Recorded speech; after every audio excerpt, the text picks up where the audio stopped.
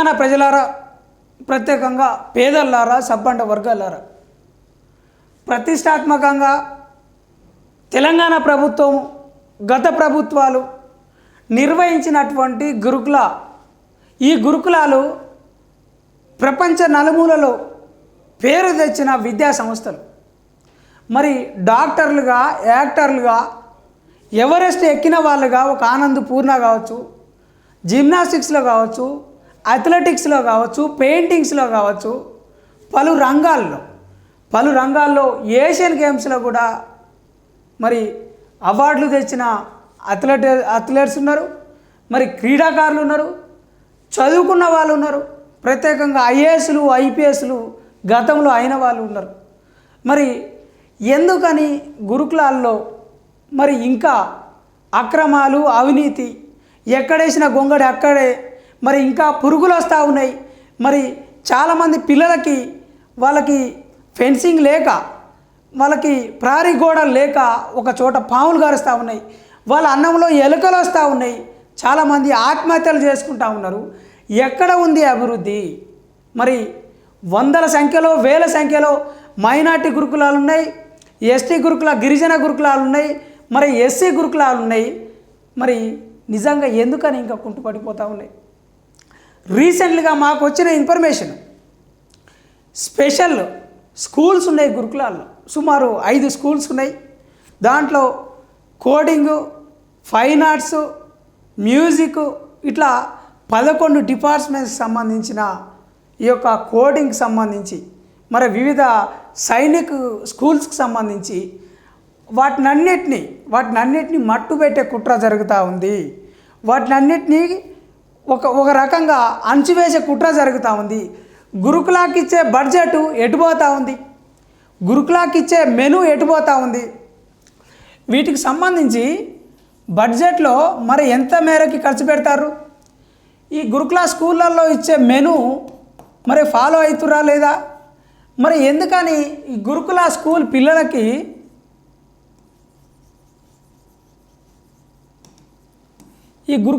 పిల్లలకి ప్రొటెక్షన్ ఎందుకు లేకుండా పోతుంది? తెలంగాణ ప్రభుత్వం గతంలో ఎన్ని నిందలేసినా, ఇవన్నీ విమర్శలు ఇచ్చినా కూడా ప్రతిష్టాత్మకంగా వాళ్ళు ఛాలెంజింగ్గా తీసుకొని వాళ్ళు నిర్వహించిర్రు. అన్ని రకాల అవకాశాలు కల్పించిర్రు. వందల సంఖ్యలో ప్రతి సంవత్సరం 200, 300 ఎంబీబీఎస్ సీట్లు వస్తుండే, 100కు పైగా బీడీఎస్ సీట్లు వస్తుండే.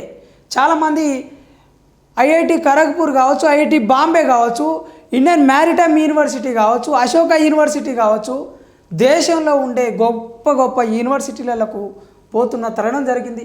మరి గతంలో సెక్రటరీ మరి తీసుకున్న నిర్ణయాలు ప్రస్తుతం సెక్రటరీ ఎందుకు తీసుకోవడం లేదు? అలుగు వర్షిణి మేడం గారు మరి ఇంకా ఎప్పుడని ఈ గురుకులాలని బలోపేతం చేస్తారు? మరి ఇంకా ఎప్పుడని గురుకుల విద్యార్థులని ప్రపంచ స్థాయిలో ఇంకా రాణించడానికి అవకాశాలు ఇస్తారు? మరి మంజులత మేడం పేరుతోటి ఆమె దాంట్లో అక్రమాలకి పాల్పడుతుందని ఈ స్పెషల్ స్కూల్స్ని వాళ్ళు అణచివేసి అక్కడ ఉండే పిల్లలు సుమారు 7 నుండి 8 సంవత్సరాల వరకు వాళ్ళు దాంట్లో 11 డిపార్ట్మెంట్స్ ఉన్నాయి. దీంట్లో వాళ్ళకి మ్యూజిక్ ఉంది, అదేవిధంగా పెయింటింగ్స్, ఫైన్ ఆర్ట్స్ ఉన్నాయి. మరి ఏదైనా డ్రమ్స్కి సంబంధించి మరి ప్రత్యేకంగా కీబోర్డ్స్, ఇట్లా 11 అంశాలలో వీళ్ళు పిల్లల్ని ప్రిపేర్ చేస్తారు. ఈ స్పెషల్ స్కూల్స్ కూడా 5 దాకా ఉన్నాయి. వీటిని కూడా ఒక రకంగా అణచివేసే కుట్ర జరుగుతూ ఉంది. మరి ఈ తెర వెనక అగ్రవర్ణాల, అగ్ర కులాలకు సంబంధించిన నాయకుల ప్రమేయం ఉందా? లేదు అనంటే గతంలో మరి తెలంగాణ స్టడీ సర్కిల్కి మరి డైరెక్టర్గా, డీడీగా ఉన్నటువంటి హనుమంత్ నాయక్ హస్తం ఉందా? ఈ గురుకులాలని డైవర్ట్ చేస్తున్నది హనుమంత్ నాయక్ అనేది కూడా ఒక మరి వార్త కూడా వచ్చింది. మరి ఎందుకని వీటి మీద కుట్ర జరుగుతూ ఉంది? ఎందుకని? మనకు సంబంధించిన పిల్లలే కదా, మన వర్గాలకు సంబంధించిన పిల్లలే కదా, మరి వీళ్ళని ఎందుకని ఇంకా ఇబ్బందులకు గురి చేస్తూ ఉన్నారు? ఎందుకని పిల్లలు ఇంకా ఆత్మహత్యలు చేసుకుంటా ఉన్నారు? ఎప్పుడు ప్రపంచ స్థాయికి పోతారు, ఎప్పుడు ఒలింపిక్ స్థాయికి పోతారు, ఎప్పుడు ఏషియన్ గేమ్స్ నుండి ఒక గోల్డ్ మెడల్ తీసుకొస్తారు, ఎప్పుడు కామన్వెల్త్లలో రాణిస్తారు, ఎప్పుడు ఒక హార్వర్డ్ ఆక్స్ఫర్డ్ యూనివర్సిటీలలో గోల్డ్ మెడల్ తీసుకొచ్చే విధంగా గత ప్రభుత్వము మరి ప్రతిష్టాత్మకంగా వాళ్ళకి బడ్జెట్ పెట్టి వాళ్ళ చొరవతోటి మరి వాళ్ళ మీద ఒక ఇంట్రెస్ట్ పెట్టి ప్రభుత్వం సపోర్ట్ చేస్తే ప్రస్తుతం ఉన్న ప్రభుత్వం ఎందుకని నీరు గారుస్తుంది? ఎందుకని గురుకులాలను ఎత్తేయాలని చూస్తూ ఉన్నారా? ప్రతి మండలానికి మీరేమన్నారు? ఒక మోడల్ ఇంటర్నేషనల్ స్కూల్ తీసుకొస్తా అన్నారు. ఇంటర్నేషనల్ స్కూల్ తీసుకొస్తా అని మరి ఎప్పుడు తీసుకొస్తారు? ఇంటర్నేషనల్ స్కూల్ తీసుకురావడానికి మీరు ఎంత బడ్జెట్ పెట్టబోతా ఉన్నారు? గురుకులాలని ప్రత్యేకంగా కాపాడుకోండి. పేద తల్లిదండ్రులారా ప్రత్యేకంగా ఊర్లలో ఉండి మరి మీరు ప్రైవేట్ స్కూళ్ళల్లో నారాయణ, చైతన్య, మరి చాలా ఢిల్లీ పబ్లిక్ స్కూల్ లాంటివో లేకుంటే హైదరాబాద్ పబ్లిక్ స్కూల్ లాంటివో ఉన్నతంగా ఉండే ఎక్కువ ఫీజులు ఉండే మరి స్కూళ్ళల్లో మీరు చదివేయలేరు కనుక మీకున్న ఆయువు పట్టు, మీకున్న అవకాశము అయితే ఒకవేళ నవోదయ లేదనంటే తెలంగాణ గురుకులాలు ఉంటాయి. మరి వీటిలలో చదివే విద్యార్థులకి మరి నాణ్యమైన విద్య, నాణ్యమైన వాళ్ళకు సంబంధించిన అవకాశాలు, నాణ్యమైన ఒక ఆహారము కల్పించకపోతే వీళ్ళు ఎంత ఇబ్బందులు పడతారు? చాలామంది వైరల్ ఫీవర్స్ వస్తున్నాయి, డెంగ్యూ, మలేరియా, ప్రత్యేకంగా కొంతమందికి కలరా లాంటివి వస్తున్నాయి, విషజ్వరాలు వస్తూ ఉన్నాయి. వాళ్ళని కాపాడే ప్రభుత్వాలు ఎందుకని పట్టించుకోవడం లేదు? దానికి సంబంధించిన వార్తే ఇగో మన ముందున్నది. గురుకులాల సమస్యలను సత్వరమే పరిష్కరించాలి, సొంత భవనాలని నిర్మించాలి, మెనూ ఛార్జీలు పెంచి పౌష్టికాహారం అందించాలి, జేఏసీ ఆందోళన విరమింపజేసేందుకు చర్యలు తీసుకోండి. సిఎస్ శాంతకుమారి, ఎమ్మెల్సీ నర్సిరెడ్డి లేఖ ప్రిన్సిపల్ సెక్రటరీ గారికి లేఖ రాసిరు. దాని సారాంశమే నిజంగా పిల్లలకి న్యూట్రిషన్ అందడం లేదు. వీళ్ళకిచ్చే నెలవారీ మెనులో మరి వాళ్ళకి నాన్ వెజ్ కూడా తగ్గిస్తూ ఉన్నారు. మరి రోజు కూడా గుడ్డు సరిగా పెట్టడం లేదు. కొంతమంది వాళ్ళకి బనానా ఇవ్వాలి, వాళ్ళకి పల్లి పట్టీలు, శనగలు, బిస్కెట్స్, మార్నింగ్ పాలు, రాగి జావా, ఇట్లా మెను ఉంటుంది. ఇడ్లీ, పూరి, దోశ ఇట్లా అన్నీ ఉంటాయి. అన్ని రకాల కూరగాయలు ఉంటాయి. ప్రతి వారంలో పప్పు ఉంటుంది, కూరగాయలతో పాటు చికెన్ ఉంటుంది, మటన్ ఉంటుంది, అవసరమైతే ఫిష్ కూడా పెట్టే ఒక అవకాశం కల్పించాలి. వాళ్ళకి బ్రెయిన్ డెవలప్ కావాలన్నా, వాళ్ళ బోన్స్ గట్టిగా ఉండాలన్నా, వాళ్ళకి వ్యాధి నిరోధక శక్తి పెరగాలన్నా అన్ని రకాల పౌష్టికాహారం పెట్టవలసిన అవసరం ఉన్నది. కానీ ప్రభుత్వాలు వాళ్ళకు ఒక గుడ్డు పెట్టే ఒక ఆలోచన చేయడం లేదు. కానీ దేశంలో అప్పనంగా, అక్రమంగా, కుట్రపూరితంగా రాజకీయ కుట్రల్లో భాగంగా లడ్డు రాజకీయాలు చేస్తూ ఉన్నారు. కానీ పేద పిల్లలకి, గిరిజనులకి, ఎస్సీ ఎస్టీ బీసీ మైనార్టీ పిల్లలకి ఒక గుడ్డిచ్చే దగ్గర మాత్రం ప్రభుత్వం ఆలోచించడం లేదు. వీటి వెనక జాతీయ స్థాయిలో మరి రాష్ట్ర స్థాయిలో జరుగుతున్న ఏదైతే ఈ బంబాడిక్ న్యూస్, ఈ సెన్సేషనల్ న్యూస్ వెనక ఈ గురుకుల విద్యార్థులు బలైతా ఉన్నారు, పేద పిల్లలు బలైతా ఉన్నారు, చాలామంది రోగాల బారిన పడి విషజ్వరాలకు గురైతా ఉన్నారు. కానీ ప్రభుత్వం పట్టించుకోవడం లేదు. రాష్ట్రంలోని 5 రకాల గురుకుల విద్యా వ్యవస్థలో నెలకొన్న సమస్యలు సత్వరమే పరిష్కరించాలని ఎమ్మెల్సీ అలుగుపల్లి నర్సిరెడ్డి ప్రభుత్వాన్ని డిమాండ్ చేశారు. గురుకుల జేఏసీ ఆధ్వర్యంలో ఈ నెల 18న నిర్వహించదలబెట్టిన చలో హైదరాబాద్ కార్యక్రమాన్ని చేసేందుకు తగు చర్యలు తీసుకోవాలని కోరారు. ఈ మేరకు రాష్ట్ర ప్రభుత్వ ప్రధాన కార్యదర్శి సిఎస్ శాంతకుమారికి బుధవారం ఆయన లేఖ రాశారు. గురుకులాల సమస్యలపై ఈ నెల 18 నుంచి 23 వరకు దశల వారీగా ఆందోళన కార్యక్రమాలు నిర్వహించాలని తెలిపారు.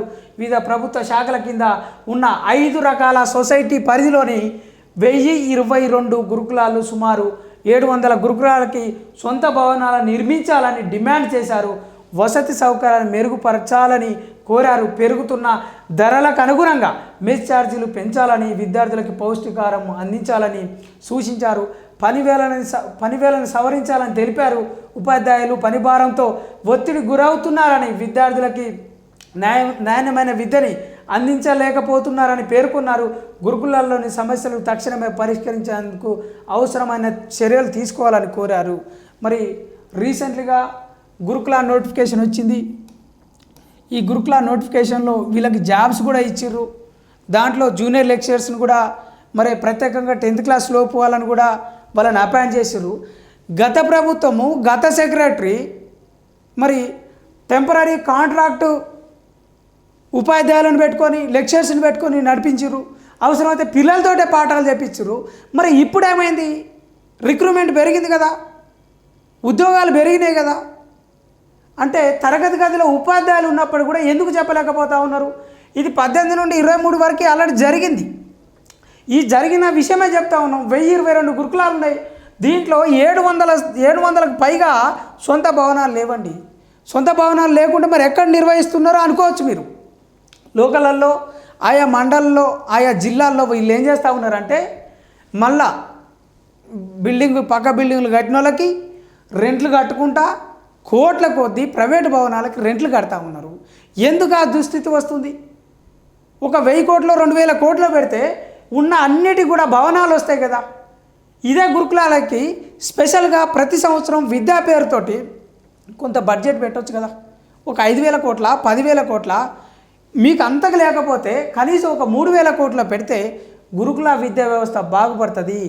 తద్వారా ఎస్ఆర్ శంకరన్ గారి కలలు నెరవేరుతాయి.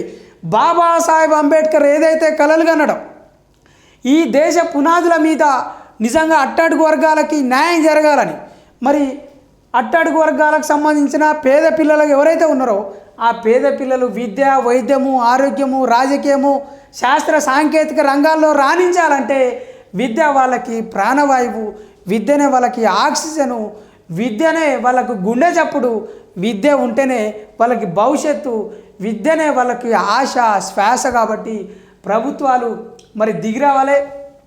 ఈ స్పెషల్ స్కూల్స్ మీద కూడా ఫోకస్ చేయాలి. అన్ని గురుకుల పాఠశాలను కూడా బలోపేతం చేయాలి. మరి ముఖ్యమంత్రి గారు మీరు ఇచ్చిన హామీ ఏదైతే ఉందో ఎన్నికల ఎజెండాలో ఏదైతే పెట్టుకున్నారో ప్రతి మండలానికి ప్రతి మండలానికి ఇంటర్నేషనల్ స్కూల్స్ మరి పెడతా ఉన్నారు. అది కూడా నిర్వహించాలి. మరి మీరు కేజీ టు పీజీ మరి ఆలోచించేది ఏమైనా ఉన్నదా లేదా? మరి గత ప్రభుత్వం చేస్తా అని విఫలమైంది. మరి కేసీఆర్ గారు చేయకుంటే రేవంత్ రెడ్డి చేయలేడా? కేసీఆర్ కేజీ టు పీజీ చేయలేకపోయిండు, మరి రేవంత్ రెడ్డి చేయలేడా? కాంగ్రెస్ ప్రభుత్వం చేయలేదా? హైకమాండ్ను ఒప్పియలేదా అనేది కూడా $1,00,000 ప్రశ్నలాగా మిలిగిపోయింది. మరి తెలంగాణ ప్రభుత్వము ప్రతిష్టాత్మకంగా గురుకుల సెక్రటరీ గారు వీటిని ఛాలెంజింగ్గా తీసుకొని ఈ గురుకులాలని బాగు చేయవలసిన అవసరం ఉన్నది. అదేవిధంగా మరి అన్ని రంగాలలో తెలంగాణ గురుకులకు సంబంధించిన విద్యార్థులు రాణించాలని, తెలంగాణ ప్రభుత్వానికి దేశంలో ప్రపంచవ్యాప్తంగా మంచి పేరు రావాలని, మరి ఈ యొక్క వీళ్ళ సమస్యల్ని వెంటనే పట్టించుకోవాలి, త్వరితగతిన పరిష్కరించాలని ఎన్ఐన్ మీడియా ద్వారా కోరుకుంటున్నాను.